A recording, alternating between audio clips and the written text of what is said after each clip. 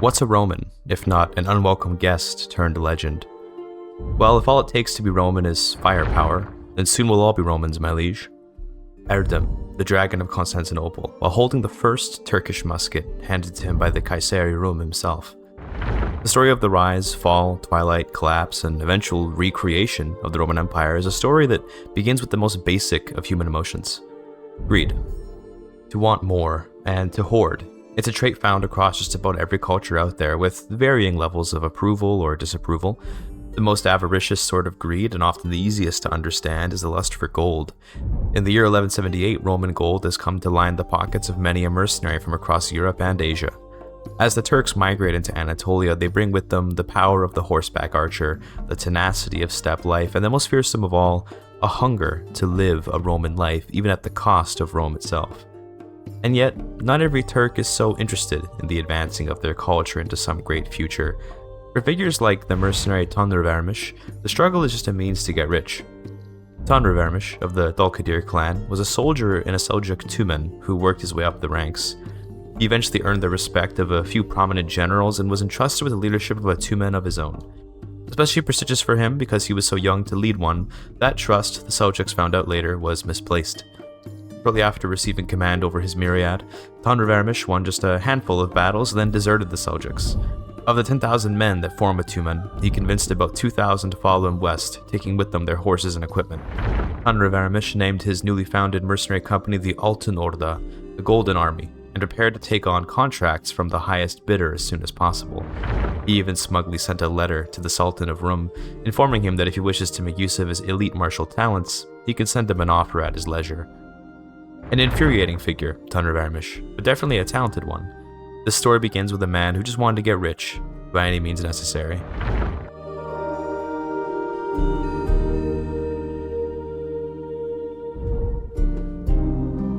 Before we jump into the game here, quick note that I did launch in debug mode and give myself some units, gold, and prestige only because adventurer starts can be very slow, and I just wanted to get right to the point of fighting as a mercenary. So if you're wondering why I have a nice collection of men-at-arms and some camp buildings off the start, then that's why.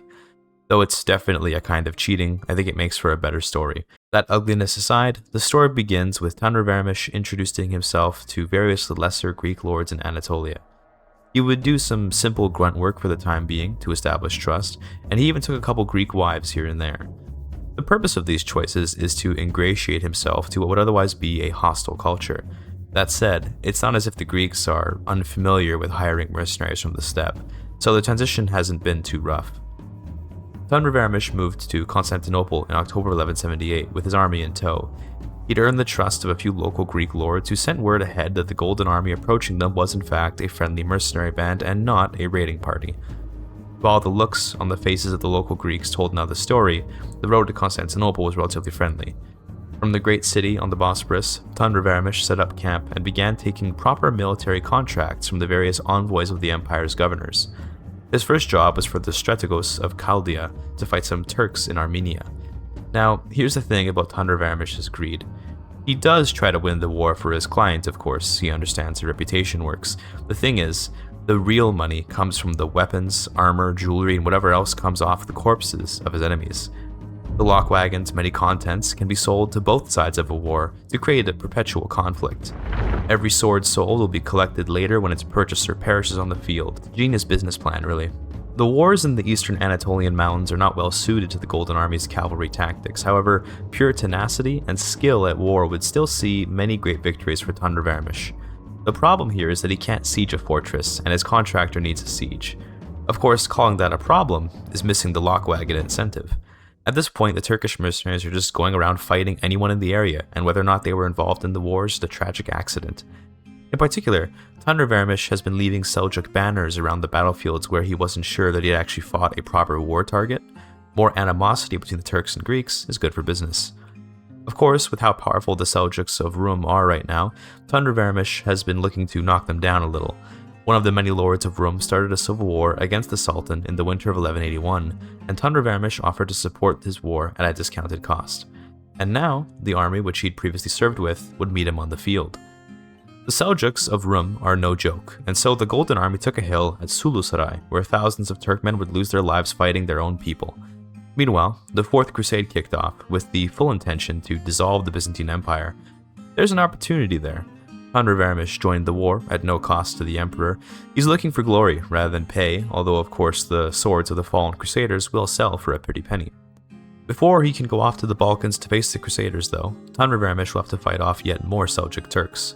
At the Battle of Zela, he won another decisive victory, acquiring many horses and weapons for sale. After that battle, something far more valuable than just swords and armor found its way into the Golden Army's hands. The Sultan of Rum, Iz al-Din Kilij Aslan, was in chains, having been surrounded and captured towards the end of the battle. The question is, what to do with him? He's worth some money, yes, and money is the main goal of the company. However, there's more value to be derived from perhaps a more audacious statement, one made without words. In an unprecedented show of ignoble callousness, Thundra Varmish ordered the Sultan beheaded. This would end the war between that rebelling vassal and the deceased Sultan, but more importantly, it would give the mercenary captain something to show for his work. The head of the Sultan of Rum became a critical trophy for the Golden Army. They'd slain a Sultan, and with ease. Surely now, all the Greek world will look their way as great mercenaries. If they need more evidence, then a few more Crusader heads might just do the trick. Rather than go west right away though, Thundra Varmish went east for a little while to fight off more Turks invading from Mesopotamia. He still had an active contract out there and wanted to build up more of an army. That said, he was enticed by an even greater offer from none other than Saladin himself. Though the Roman Emperor had yet to take much notice of the ever-growing mercenary company stalking his domain, Saladin heard of the Rumi Sultan's death and immediately put up an offer. Would Thundra Varmish so quickly betray his new Greek friends? Yeah, of course he would. Without a second thought, he would. And so, even while under contract to fight the Crusaders, he also took a contract to help invade Anatolia for the Arabs. Perhaps the Roman Emperor will take notice of him if he's on the other end of a Turkish sword. Though a minuscule force compared to Saladin's masses, the Golden Army's purpose is to harass smaller Byzantine armies and generally to be a nuisance. Alongside that, in the larger pitched battles, a sudden ambush from Turkish horse archers could see Byzantine lines so harried they'd retreat on the spot. Saladin was smart to hire Thundra Varmish, as in so doing his enemies could not hire him first. At first, the combined Egyptian and Turkish armies sieged cities in Cilicia uncontested, but the Byzantines did finally arrive in February of 1186. There, Thundra Varmish would take the initiative and attack at Ayas. Even against the vastly numerous Byzantine army, he was winning, though sweat rolled down his head seeing the many thousands of Byzantine soldiers. Meanwhile, Saladin did nothing but siege. It seems he may have been hoping to use the Golden Army as a sort of buffer, a distraction even, while he focused on the actual war targets. This behavior will be noted. It's quite likely Saladin was hoping to destroy two birds with one stone, seeing Thundra Varmish as equally a threat as an opportunity. Regardless, the war continued on for some years, with Saladin slowly moving west, castle after castle, and the Golden Army growing fat on Byzantine swords. In the end, Saladin did win, of course thanks to his Turkish mercenaries, and a significant portion of Anatolia was handed over to the great Ayyubid Empire. By this point, Thundra Varmish was ready to face the Crusaders, but then the Fourth Crusade came to an abrupt end, as the claimant to Byzantium that the warriors were supporting had passed away. I'm sure the Romans had a hand in her death, however, for the first time in many years, the Golden Army was at peace. It's time to celebrate their victories. Celebrations were indeed short, as while camping outside of Constantinople, a plague of consumption broke out, infecting just about everyone in the camp. Now, these young soldiers and their strong bodies will probably survive, but the children and elderly in the camp may not. Thundra Varmish worried for his daughters all throughout their sickness, and indeed he was right to worry. He hasn't yet had a son, and his Greek wives had long passed away from other illnesses or pregnancy complications. He'll either need to choose a daughter to succeed him, or get remarried and hope for a son. Rather than worry about all that, he instead saw an opportunity for some revenge. Though he appreciated Saladin's hiring of him against the Roman Emperor, he did not appreciate that he used his men like fodder. And so, during Saladin's invasion of the Sultanate of Rum, he accepted an offer from the son of the very Sultan whose head he carried with him. Imagine the man you're paying to save your kingdom showing up with your father's head at his hip. Regardless, money is money. Fighting Saladin won't be easy, but the Ayyubid armies will surely be full of valuable weapons, trinkets, and armors. War has never been more profitable than now. At the Battle of Sivas in February of 1191, the Golden Army faced an army nearly quadruple their size, but thanks to the fast horses and powerful bows, they were able to come out on top, putting Saladin to shame. Had he even lost a single battle up to this point? Probably not. The war continued, with Varamish taking advantageous battles where he could. He'd won several pitched battles in eastern Anatolia, but while he was doing well, the Sultan of Rum himself was throwing his own victory away. Fearing the shame of some deserter mercenaries winning his wars for him, he stepped onto the field himself. Of course, Saladin exploited that and captured the Sultan after just one battle. The war ended in defeat for the Seljuks, but at the same time, Varamish came away with immense glory and gold.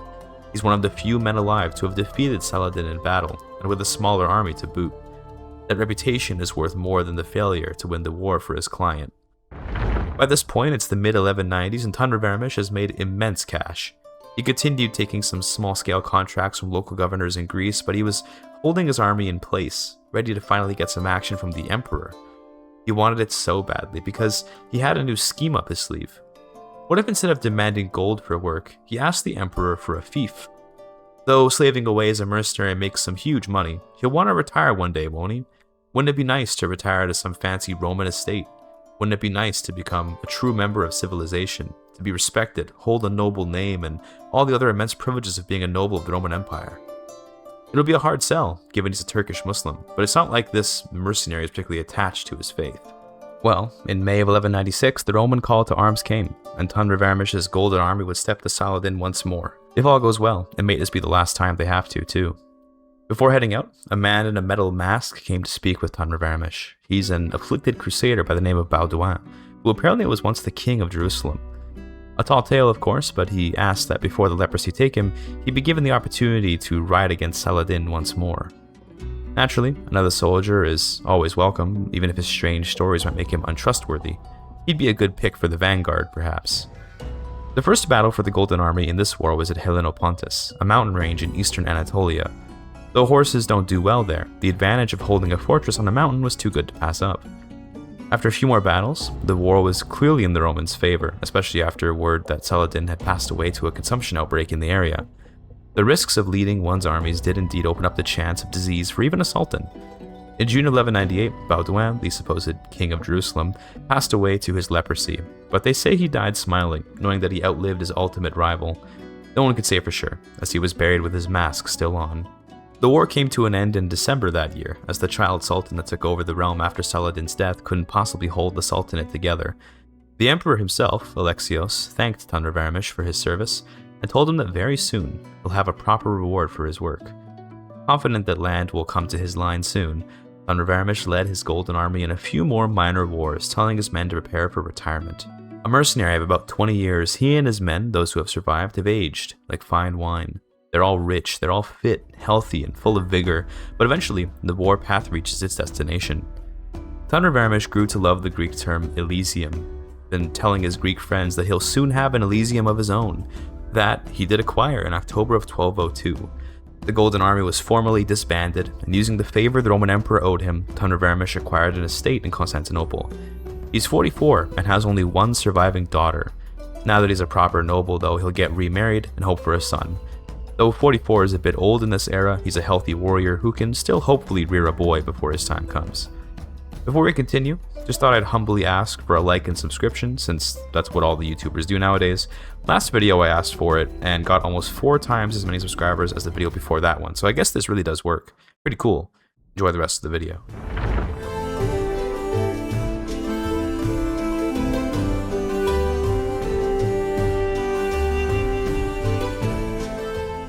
As a lord of his own manor, Varamish is ready to kick up his feet and do very little with his life.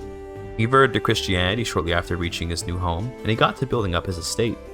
The emperor made a point of giving him what could best be described as a fixer-upper. The manor is tiny and underdeveloped compared to his peers. As previously mentioned, Varamish will need a son to inherit his new land, so he got married. He looked for an available daughter from one of the many great families of this land, and he ended up choosing a princess of the Komnenos dynasty. Anna, still a child, was betrothed to Varamish, but he's playing it pretty risky, needing to wait so long before he'll even be able to marry, let alone actually have some kids. Despite having little interest in further work in his life, Varamish did put a bid up for becoming the governor of Opsikion. That's because having land is a great way to make even more money, and though he's a rich man right now, money can run out. The reason he's putting up his bid now is because unlikely the governor of that land will die soon. By the time the land is up for reassignment, he'll probably need the cash, even if he's rich right now. I say that, but in reality, having money makes making money even easier. Thunder Vermish forgot that without the Golden Army beside him, he really has no meaningful expenses. He doesn't need an army, he doesn't need any spending, he's just renovating his manor and waiting to gain his governorship. That would end up happening about a decade later in 1213, at which point the frontier governorship would provide its new governor the opportunity to get back on the war front, should he so desire. It might sound a bit strange, but he ended up spending nearly his entire fortune on reconstituting the Golden Army in its new form. You see, he'd been drawn in by the call of war, the opportunity to once again strike fear into the hearts of his enemies. It was tantalizing. Now, as a noble lord, he can't subsist off the loot of his enemies. It would be dishonorable. That said, he can tax his conquests, and more importantly, he can settle his land with Turks, which is important for keeping a stream of talented cavalrymen around. The cities of Iznik and Bursa will become the locus of Turkish settlement, and given he'll have to encourage settlement peacefully as a vassal of the Romans, Thunder Vermish will have to do it rather slowly. You might be wondering about Anna Komnenos by this point, and rest assured, in the winter of 1214, Thunder Vermish and his Greek princess were married, and she was pregnant. Now, if this is a son, then all will be fine. If it's a daughter though, the young Dulkadir clan may find itself already in trouble. It's not that daughters can't inherit at all, but rather that daughters can't really become governors very easily. Because of that, any female heirs of Thunder Vermish would have to spend a very long time just sort of waiting around to have sons if they wanted to have any actual influence in the realm. Unfortunately, Anna did give birth to a daughter, giving Thunder Vermish his fourth daughter in his life. Sometimes you just get unlucky. No matter, they'll have to try again. In April of 1217, he had his fifth daughter. He's nearly in his 60s now, but at the very least, migration into Iznik and the prosperity of the realm have both been increasing over time. In May, just 2 years later, he had another daughter, and by this point, Thunder Vermish is convinced he's cursed. That said, he did still love his daughters, and tried to raise them well. His children were his children, but he did really want an heir. To be clear, it's not that all that's happening in this time is the mad dash for a son. Thunder Vermish has been hosting feasts to ingratiate himself to his fellow lords, he's been learning Greek and continuing to build up his estate. He's also been preparing troops for his emperor, as those western crusaders from before have returned. He has faith that his lord can handle the war, so he won't get involved, but training the Greek soldiers is a great way to build up even more closeness with the Greek people at the time. Of course, all that fell to the wayside when, in July of 1223, Thunder Vermish finally had a son, who he named after himself. This son, though suffering from some health issues, will in theory be the continuation of his family. Though it's a lot of responsibility to put on an infant, it's the truth that quite literally everything rests on this boy's shoulders. For that reason, when combined with his poor health, Thunder Vermish continued to try and have more sons. A couple years later, he had another son, also named Thunder Vermish, which is smart because that way if the first one dies, another one is already ready to go. 2 sons is a relief for sure, and as long as one of them reaches adulthood, the succession will be safe.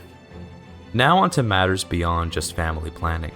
By September of 1226, Turkmen have settled Iznik, and it's important to note that these Turks are already quite different from their eastern brethren simply because they're Christian. The Christian Turks of western Anatolia would become known as the Bursalı, reflecting their settlement into Iznik and Bursa, even though more of them live in Iznik than Bursa itself. It's just that the city's more famous. The culture maintains its attachment to horses, but is far more friendly to outsiders. Of course, Thunder Vermish would have his own influence on the culture, as he told stories to his guests about his mercenary days. The Bursalı are a mercenary culture, and many found the economic strategy of looting corpses to be a solid one. Over time, the Bursalı will come to dominate Opsikion. Starting to enter his golden years, Thunder Vermish couldn't help but engage in a little more war. The Ayyubids had made some progress on conquering further into Anatolia, and of course, as a governor of a borderland, it's actually his very responsibility to fight off the enemies of the realm. Not that there isn't a great profit incentive to go fight the Arabs. Anatolia would make for some great taxable land, and it would allow Thunder Vermish to create some more noble Bursalı families. The war began in the winter of 1233, and many of the other Greek lords called him a madman for declaring war on the Arabs without any support. Those who knew Thunder Vermish and his days with the Golden Army had full faith in him though. The Battle of Midayon saw an Arab army pelted by arrows and slaughtered by Turkish warriors, backed up by some Greek infantry here and there. The Arabian emperor was captured there, and the war swiftly ended. Shortly after, Thunder Vermish paraded the captured emperor around his realm a little. As additional prize for his victory, he demanded a hostage, taking the infant Kamala to Iznik. An Ayyubid princess, the head of a Seljuk sultan, and a cavalcade of children were his most prized possessions now. Things slowed down for Thunder Vermish after the war. By 1245, he's well into his 80s and he's got some dementia haunting him. It's in its early stages, but combined with a weakening heart, it's almost time to turn over the household to one of his sons. Thundervarmish managed to have 3 sons by this point, his eldest pair both sharing his name, and his youngest, Bashbua. Thundervarmish, the oldest, was assigned a governorship off in Romania by the emperor at some point, and his second son, Thundervarmish as well, had developed into an antisocial reject of the family. Not that he's hated, but more that he's just not really heir to the family material, to put it lightly. So, between Thundervarmish the elder and Bashbua, only one could become the new head of the family. Though Thundervarmish the elder is by far the better choice, he was looking to strike out his own path off in Romania and refused to come back to Iznik. For that reason, the ailing lord of the Bursale chose Bashbua to lead the family. Though he lacks courage and talent in many ways, he's got a certain disarming charm to him. Sometimes an unassuming lord in a machine like Byzantium can be far more dangerous than a great general or respected statesman. Regardless, Thundervarmish can rest easy, knowing his succession is secure. A year later, the legendary mercenary captain of the Golden Army, and later the Lord of Iznik and Bursa, passed away. He died in his late 80s, living a life full of wealth and joy. He was buried with his treasures, including the head of that Seljuk Sultan. A bit morbid maybe, but he demanded it, as a permanent sign of his superiority to his previous lords.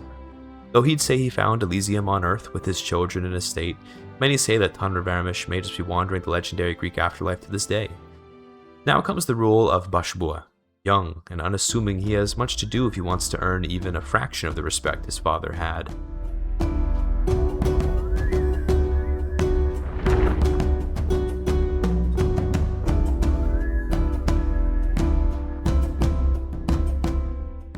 Who really runs a kingdom? Is it the king? Is it the people under him who finance the realm with taxes? Is it the peasants that feed them all? The truth is that the one who runs the kingdom is whoever can enforce their will on another, whether that be militarily, economically, personally, you name it really. Exerting influence is true power. That's something Bashbua learned from watching his father and his eldest brother interact. They both share a name, which is frustrating for the purpose of telling a story, but we'll call them Thundervarmish of Opsikion and of Bujak, respectively. Though Thundervarmish of Opsikion exerted immense influence upon Anatolia with his military, and he commanded some personal influence with those contractors that hired him long ago, he was unable to rule his own son because he did not develop a close enough relationship with him to bring him back from his ambitions. In that sense, Thundervarmish of Bujak was not subject to his father. Bashbua intends to exert influence over this empire that he calls home now, but in a multitude of ways. While he's quite young, he's thinking only of small things. A marriage, a friendship, maybe a little blackmail at times. As time goes on, he may grow his ambitions though.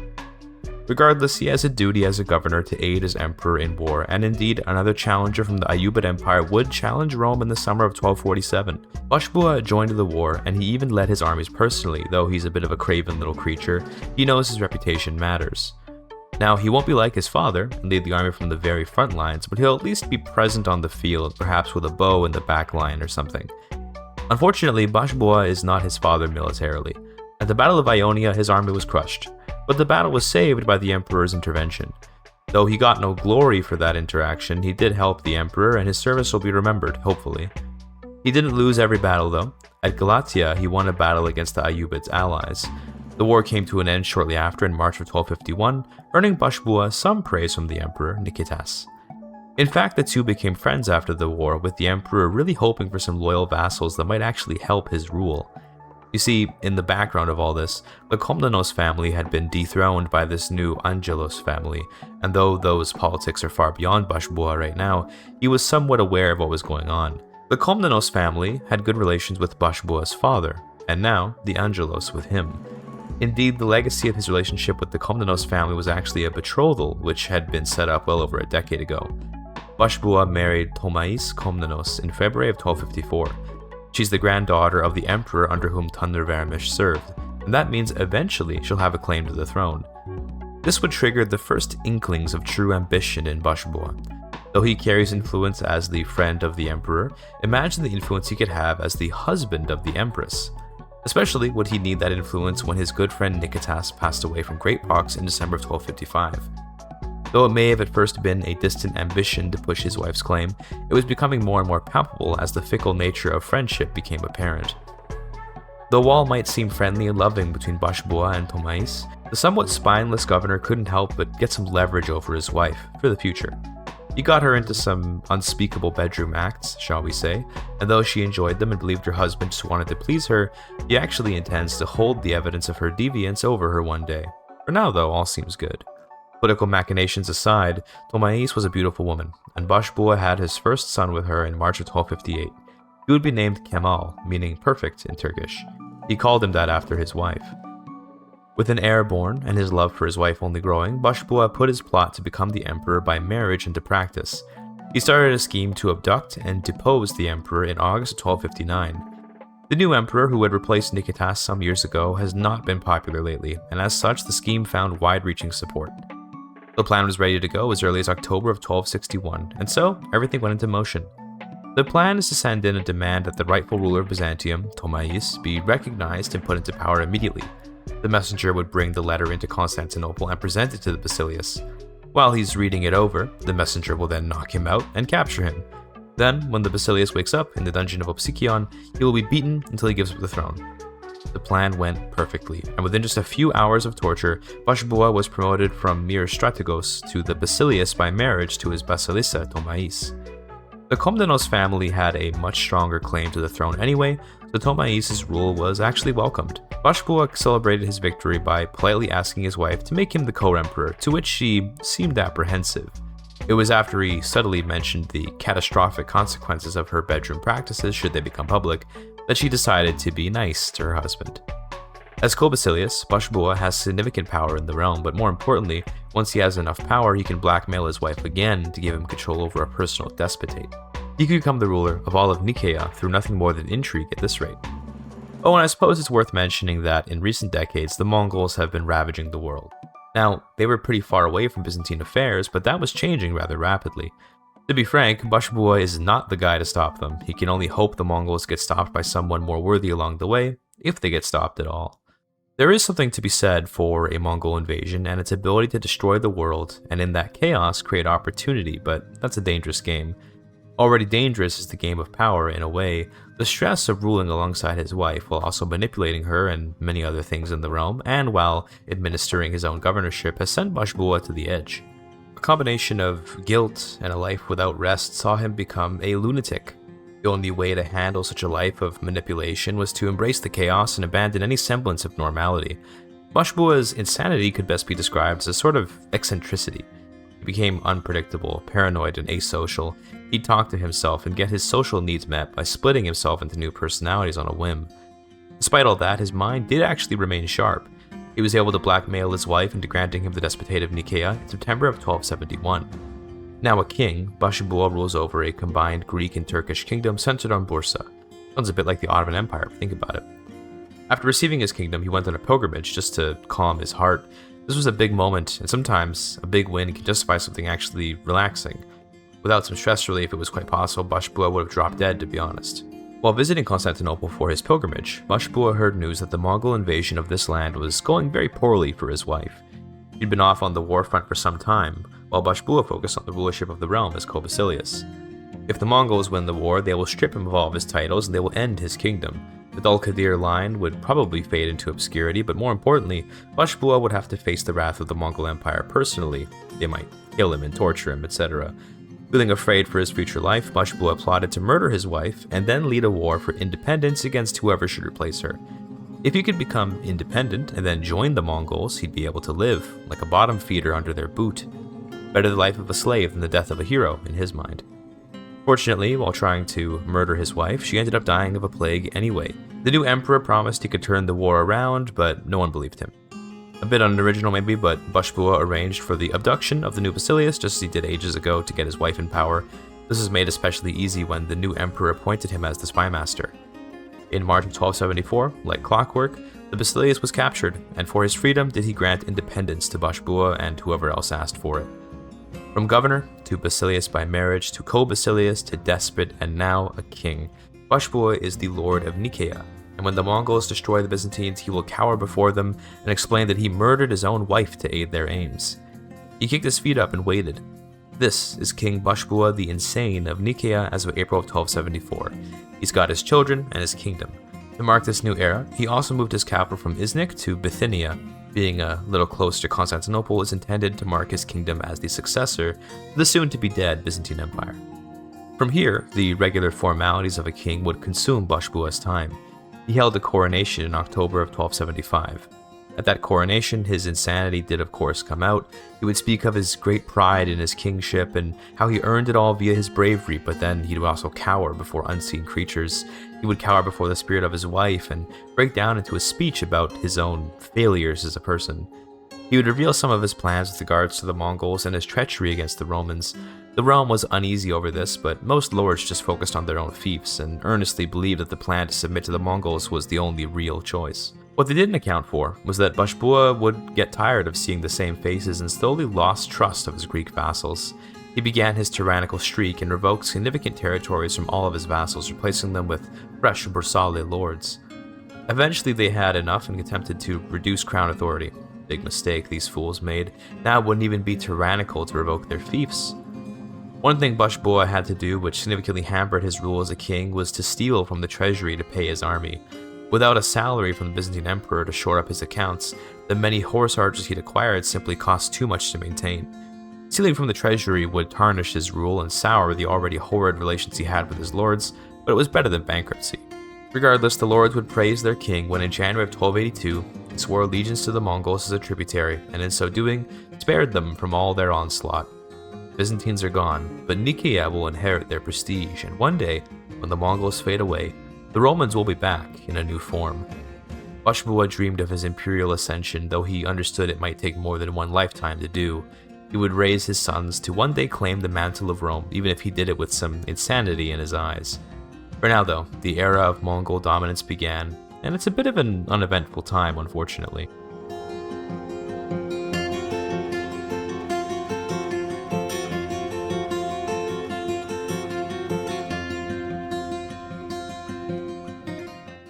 Between the years of 1282 and 1299, Anatolia would endure two monstrous forces. First, the Mongols and their obvious destruction of the countryside and the cities, but for some, perhaps more terribly so, the Mad King Başbuğa. Through his submission to, and therefore protection by, the Mongols, he'd been able to rule in whatever manner he liked. It's not that he's some horrific tyrant, no, he's something more insidious. A tyrant can be predicted. A tyrant just needs to be sucked up to and everything will be fine. The lords and peasants of Nicaea are subject to the more or less random whims of a king that has long since lost his wits. Now, there's not much to really describe here story-wise, given what Başbuğa's reign under the Mongols represents as a sort of sleeping period. Consider this the nearly 20-year-long coma that the Turks of Anatolia will have to go through before they find the answer to all their problems. To give you a hint, something from the Far East will soon arrive in Anatolia, but let's not get ahead of ourselves. Instead, let's talk about what did happen in those years. First off, the intermingling of Bursa Turks and the Greeks would create a somewhat Greekified Turkish culture. The Anatolian Turks are largely the same as their Turkmen and Oghuz cousins, but they've taken on a more Roman lifestyle. The urban centers of Nicaea, despite being lived in by Turks, still largely operate under Greek customs. Bathhouses, clothing, diet, and demeanor in these places are all Greek. The Anatolian Turks of this kingdom are still very much a horseback people, but they've really taken to the finer things in life. Başbuğa is among the last of the Anatolian Turks to still have a sort of Asiatic look to him. Over time, the continuous taking of Greek wives has seen the Dulkadir dynasty become one more closely associated with Greece than the Turkmen, at least with regards to their look. The swap over to Greek clothing would seal the deal for that judgment. By 1299, Başbuğa the Insane passed away, and the entire realm was relieved. His heir would be Kemal, his perfect son from so many years ago, the first son of the Byzantine Empress Tomais, who Başbuğa had married, fallen in love with, schemed to enthrone, blackmailed, then attempted to murder. A wild ride of emotions for the man, but none of this was known by their son Kemal. He knew his father was a complete lunatic as he entered adulthood, and being a king taking his throne at 40, Kemal is not an idiot. He knows that his father was a scheming maniac with a million skeletons in public and millions more in the closet. What matters is to look forward, not back. Kemal is a more bookish king, though one not afraid to get his hands dirty if need be. He's stoic, having grown up reading the likes of Seneca and Marcus Aurelius, and some believe that he might just be the king to pull Nicaea out from the Mongol Yoke. Many say that the yoke is quite loose though, and are relatively happy living under this privileged status. Others can't stand the shame of being someone else's subject. Obviously, Kemal would prefer freedom, if only so he could keep more of his wealth. That said, he's not a great commander, and so he too will bide his time in the struggle against Mongol rule. He conducted his responsibilities well, Kemal. He attended university, he inspected his domain, he went on pilgrimages, and in general, the kingdom was healing from his insane father's rule. His own personal project as king was to study the likes of black powder, which had been imported to the region by the Mongols all the way from Cathay. Kemal believed that, under the right circumstances, the explosive power of black powder could one day be a terrible weapon in combat. For now, he only saw it used in large cannons for sieges. Certainly useful, but imagine such a cannon in the hands of a soldier. He spent about 6 years ruling justly and researching when, in the summer of 1305, the Mongol Khaganate finally collapsed to internal strife. The empire was split among several sons, and the rise of the Golden Horde, the Chagatai Khaganate, Mongolia proper, and the White Horde would see Mongol hegemony not necessarily unravel, but at least enter a state of instability. The young Khan, Koksegu, rules the former lands of Byzantium, and though he's a talented ruler, he's not nearly as powerful without the rest of Mongolia to support him.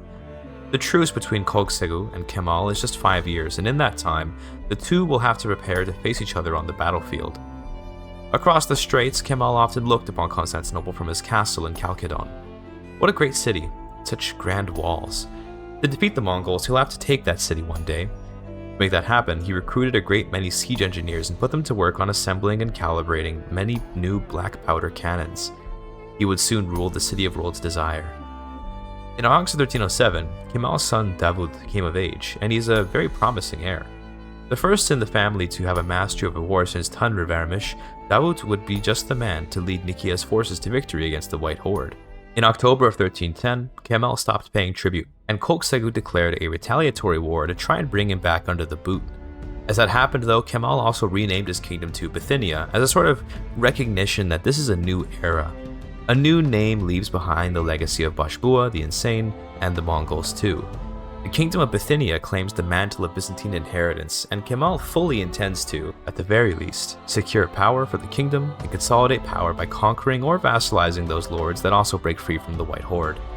Using Mongol gunpowder, ultimately sourced from China, the walls of Constantinople fell in June of 1311, after which Kemal turned back across the strait and confronted the Mongols at Tarsiya.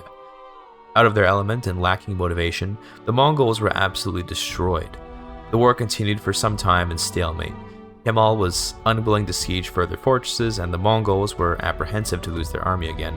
Regardless, all Kemal has to do is hold his ground and he'll win. By April of 1312, the war did come to an end, and Kemal charged the Mongols a war reparation of over 5,000 pounds of gold. He knew they had lots to pay, as they'd been charging his rich kingdom tribute for decades. They delivered, and the lump sum of gold would fund Bithynia for decades. Rather than let the momentum die, Kemal declared war on the Mongols just after their gold arrived. Looking to reclaim Constantinople, and with the Mongols having no money to pay their men, the outcome was to be expected. Bithynia has reclaimed the most important city to Greek society, except they've done it as Turks. By this point though, the Turks are the only worthy heir of the Byzantine legacy, so their command over the city would be accepted. In good time, the city will turn Turkish, but for now, the Greeks are just happy to not be ruled by Mongols anymore. From here, Kemal engaged in a few minor wars, but he knew that his role in this family lineage would not be to massively expand the kingdom. He's secured it from Mongol rule, and he's reclaimed the pride of the lost empire. Something unfortunate has happened with regards to his succession though. The preferred heir, Davut, he was disfigured during a treatment for some consumption that had plagued the family in the 1320s. As the Anatolian Turks had adopted Roman customs, they'd come to reject any ruler with a physical disfigurement. Thus, Davut was out of the running for king, and Alkan would have to step up. Alkan is more an administrator than a warlord, but he and Davut got along well. The two would work together should their father pass away from consumption. Kemal did in fact succumb to the plague in the winter of 1323. Cold winter took him, but a warm smile showed the life he'd lived. He was a dead king, but a successful one.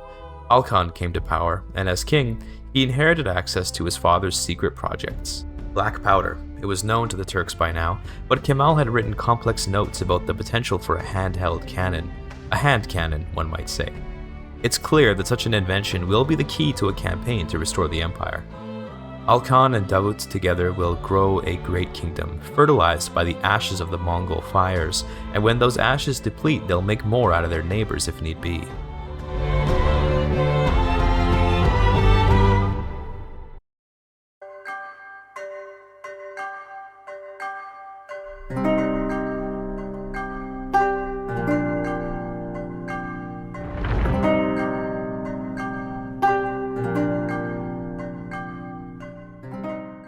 Before their great conquest, Alkan and Davut needed to secure their reign at home.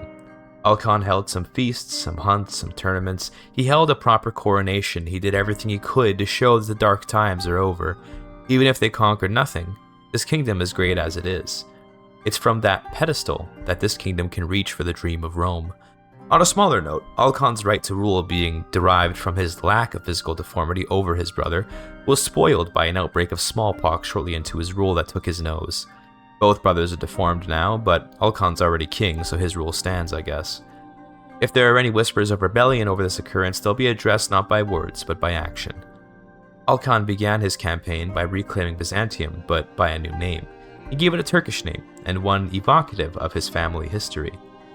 Once, Tanrıvermiş, his own great-grandfather, was buried with the head of a Seljuk sultan of a kingdom called Rum. He'd put to shame those false claimants to Rome, but at the same time, the old Sultanate of Rum was a Turkish kingdom claiming Rome's heritage. Being a kingdom in a similar place, but with far more legitimacy, Bithynia was once again rebranded into the Empire of Rum. The first goal of this new empire is to reclaim Anatolia. The Arabs, Iranians, and remnant Mongols stain the mountains with their presence, but more than anything, Anatolia is quite rich and a great testing ground for Alkan's first gunpowder cannons. He appointed a simple soldier, Erdem, as the Dragon of Constantinople. His job is to evaluate how accurate and useful such a cannon could be. Initial tests were not going well. The thing would usually blow itself up more often than any enemies, but consider the very first bow made by mankind. How often could it fire an arrow? Well, Alkan had never seen the first human bow, but he assumed that they too had to experiment and make it work eventually. Erdem himself, a low-born soldier that came from nothing, was just happy to be treated specially, even if he risked his life every time he lit the fuse on his gun. Alkan liked him because he reminded him of the stories of his great-grandfather. Tanrıvermiş was a simple soldier before he became anything, but we couldn't help but remember that it was the very same simple soldier that was buried with the head of his former master. Erdem is different though. He's certainly ambitious, that's why he took the role of an experimental soldier, but he's easily pleased by kindness and most of all, food. Hopefully that won't change. With more and more tests in a war against Georgia, Erdem's gun hit its target more and more often. It exploded less and less. Alkan wasn't a scholar like his father, but he understood the concept of making one change, seeing if it helped, and then iterating upon that. It took years, but in May of 1338, the first mass-produced Turkish guns came to existence. They had about a 10% failure rate, but that was low enough to be worth using. These retinue handgunners would become known as the Janissaries, meaning new soldiers, and new indeed were these fire-breathing men. The Janissaries, as we call them in English, have come, and they would be stationed in the old capital of Iznik to train and innovate their means of warfare. If you're curious about the army composition broadly here, I'm using a pretty elite set of units. I've got retinue horse archers, retinue outriders, retinue lancers, and of course the retinue handgunners, supported by some crossbows, regular horse archers, and siege cannons. This army is, quite frankly, unstoppable. In charge of this elite force is Davut, whose promise to aid his brother came through. Davut led the armies, and Alkan equipped them, the general and his quartermaster. They were unstoppable together. The Janissaries got their first major show of force in September of 1339, where an Egyptian army was absolutely annihilated and left in the ashes of spent gunpowder.